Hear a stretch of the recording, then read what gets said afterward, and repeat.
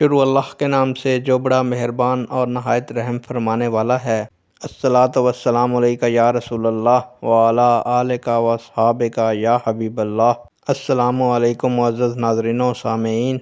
अल्लाह ताला से दुआ करता हूँ कि अल्लाह ताला आप लोगों को खुश व खुर्रम रखे और आप लोगों की तमाम तकालीफ परेशानियों को दूर फरमाए, आपको ज़ालिम के जुल्म हासद के हसद से महफूज फरमाए। प्यारे दोस्तों, आज की वीडियो का अनवान है जनाजे के साथ ऊंची आवाज़ में कलमा शहादत पढ़ना क्या बिद्दत है। उम्मीद करूंगा कि ये मालूमात आपके इल्म में इजाफ़ा फरमाएगी और आप इस वीडियो को शेयर करेंगे, चैनल को सब्सक्राइब करेंगे ताकि दूसरे लोग भी इस मालूमात से मुस्तफ़ीद हो सकें।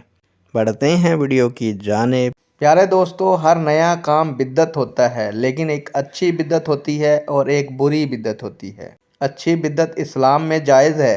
बिद्दत कहकर हर अच्छे काम से लोगों को नेकी से महरूम नहीं करना चाहिए।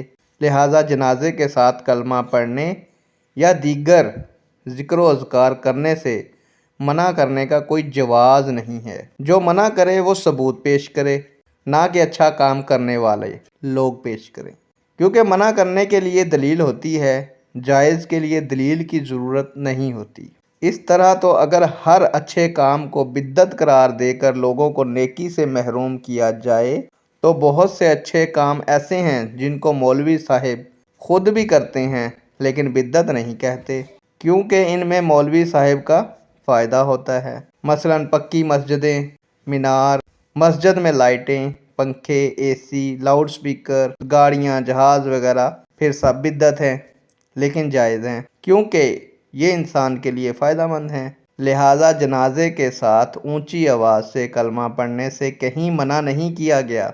जो मना करे वो मना की दलील पेश करे, ना ही इसमें कोई कबाहत है जिस वजह से मना किया जाए। नेक दुआओं के साथ आपसे इजाज़त चाहूँगा। अल्लाह ताला आपका और मेरा हामी व नासिर हो। अल्लाह हाफिज़।